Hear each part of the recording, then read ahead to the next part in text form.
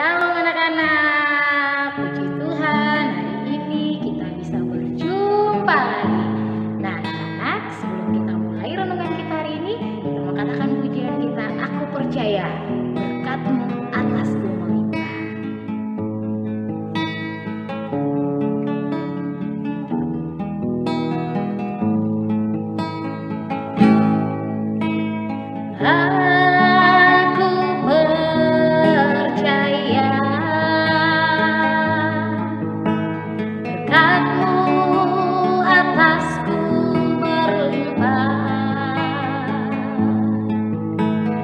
Bajikan kemurahan selalu mengikutiku, ku puji, ku sembah Kau Tuhan. Aku percaya berkat-Mu atasku berlimpah.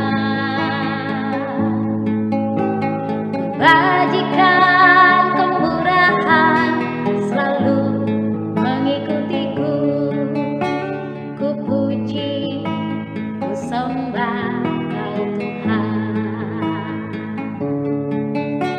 Ku puji, ku sembah Kau Tuhan. Ku puji, ku sembah Kau Tuhan. Kita lipat tangan, kita tutup mata, kita berdoa. Kami percaya Tuhan, berkat-Mu atas kami setiap hari berlimpah-limpah. Karena itu kami bersyukur memiliki Allah seperti Engkau. Bapa, pagi hari ini sebelum kami memulai aktivitas kami mau melandaskan semuanya di dalam Tuhan, belajar firman-Mu dan bertumbuh bersama. Terima kasih Tuhan, kami serahkan waktu ini ke dalam tangan-Mu, dalam nama Yesus, haleluya, amin. Shalom anak-anak, hari ini kita baca firman Tuhan kita dalam Matius pasal 20 ayat 1 sampai 16. Matius pasal 20 ayat 1 sampai 16. Perumpamaan tentang orang-orang upahan di kebun anggur. Adapun hal kerajaan surga sama seperti seorang tuan rumah yang pagi-pagi benar keluar mencari pekerja-pekerja untuk kebun anggurnya.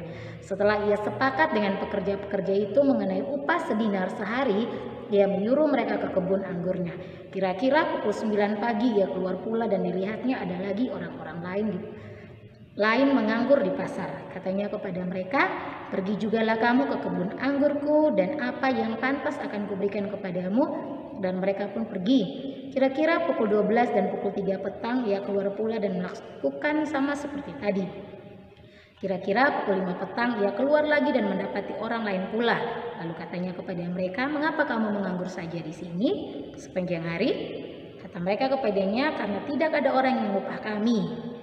Katanya kepada mereka, pergilah, jugalah kamu ke kebun anggurku.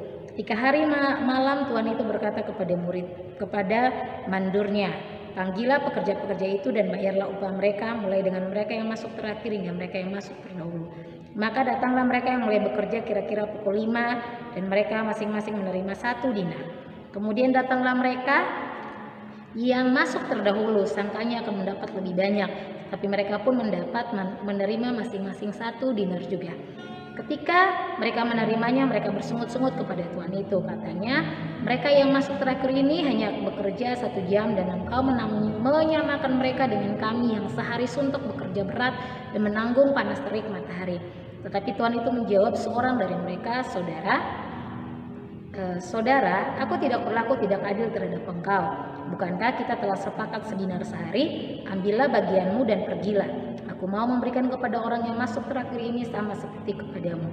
Tidakkah aku bebas mempergunakan milikku menurut kehendak hatiku? Atau iri hatikah engkau karena aku murah hati? Demikianlah orang yang terakhir akan menjadi yang terdahulu, dan yang terdahulu akan menjadi yang terakhir.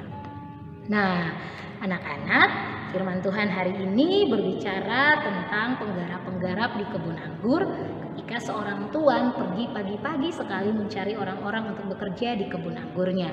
Lalu dia berjanji akan memberikan upah 1 hari 1 dinar. Kira-kira pukul 9 dia keluar lagi dan dia temukan orang-orang lagi. Lalu dia juga suruh bekerja ke kebun anggurnya. Jam 12, jam 3 sore, sampai jam 5 sore pun dia keluar dan dia cari. Dan semua dia suruh bekerja di kebun anggurnya. Tapi sesuatu terjadi ketika mereka akan hendak menerima upah. Orang-orang yang bekerja dari pagi berpikir bahwa mereka akan menerima upah lebih banyak dari orang-orang yang bekerja di jam 5 sore. Tapi anehnya ketika Tuhan itu membagikan upahnya, ternyata yang bekerja di sore hari maupun di pagi hari mendapat upah yang sama, itu 1 dinar. Lalu marahlah para pekerja kebun anggur yang protes. Loh, kami kan bekerja dari pagi kok kami cuma dapatnya 1 dinar. Sedangkan mereka yang datangnya jam 5 sore pun kok Tuhan kasih 1 dinar yang sama. Anak-anak, hari Kamis kemarin Kak Intan sudah menjelaskan kalian bahwa ada upah dari mengikuti Yesus, iya kan? Hari ini firman Tuhan yang sama mau menegaskan kepada setiap kita. Miss Evi mau kita belajar tentang Bapa yang murah hati. Nah, murah hati berarti tidak pelit, suka memberi, penyayang, pengasih, suka menolong, dan baik hati. Nah, Alkitab menulis di situ tadi di ayatnya yang ke-15, tidakkah aku bebas mempergunakan milikku menurut kehendak hatiku, atau iri hatikah engkau karena aku murah hati? Nah, Bapa di surga mau menggambarkan dia sebagai Bapa yang murah hati. Ketika kita semua mengikuti Tuhan atau memberikan yang terbaik buat Tuhan, melayani, hidup yang benar, atau apapun bagian kita, selalu kita berharap bahwa kita semua ingin masuk ke surga, mendapatkan upah. Seolah-olah semua perbuatan baik kita itu layak untuk membawa kita masuk ke surga. Kita lupa bahwa kita masuk ke surga itu karena kasih karunia. Kasih karunia adalah pemberian yang cuma-cuma yang Bapa berikan kepada setiap kita, walaupun setiap kita nggak layak untuk masuk ke surga. Nah, anak-anak, Bapa mau menunjukkan betapa murah hatinya dia. Walaupun ya penggarap-penggarap itu yang bekerja dari pagi maupun udah sampai sore, Bapa tetap adil karena sudah ada kesepakatan bahwa dalam 1 hari bekerja upahnya 1 dinar. Berarti Bapa itu Bapa yang adil.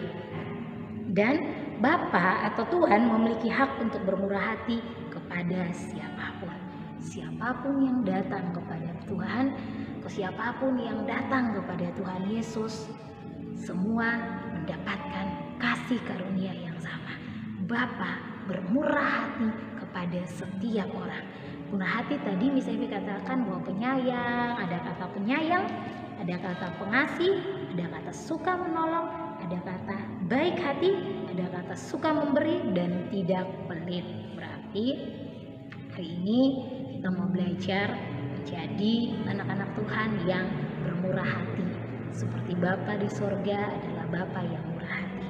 Jangan melakukan segala sesuatu supaya ujung-ujungnya supaya seperti penggarap-penggarap minta upah dari Tuhan. Oh, aku mau jadi orang yang baik supaya aku bisa masuk surga. Tapi lakukanlah karena kita mengasihi Tuhan. Lakukanlah seperti Bapa melakukan, ya Bapa yang murah hati, memberi dan mengasihi tanpa melihat atau memandang kamu itu siapa. Kalau kita juga melakukan hal yang sama, kita mengasihi dengan cara yang seperti Tuhan Yesus mau, bermurah hati kepada setiap orang, hidup benar, saling mengasihi satu sama lain, maka Tuhan memberikan kita surga. Amin. Sebagai kasih karunia, anugerah pemberian yang cuma-cuma yang Bapa memberikan kepada kita, bukan karena kebaikan kita, tapi semua karena Bapa kita, Bapa yang murah hati. Oke anak-anak, demikian cerita firman Tuhan Miss Evi. Semua lipat tangan, tutup mata, kita berdoa. Tuhan, terima kasih. Hari ini kami belajar Engkau Bapa yang murah hati, Bapa yang memberi yang terbaik buat setiap kami. Bahwa surga adalah pemberian yang cuma-cuma, yang Bapa berikan kepada kami bukan karena kehebatan kami atau bukan karena kebaikan kami. Karena itu kami bersyukur Tuhan, Roh Kudus tolong kami biar kami terus bertumbuh di dalam Tuhan. Dan biar kami menjadi anak-anak yang mengasihi Tuhan dengan sungguh-sungguh. Sepanjang hari ini dalam aktivitas kami pun kami serahkan dalam tangan-Mu, Tuhan yang memimpin kami. Menyerahkan semua guru-guru juga ke dalam tangan Tuhan, Ibu Susi terus dalam pemulihannya juga. Kami bersyukur Tuhan, hanya di dalam nama Yesus kami berdoa, haleluya, amin. Shalom.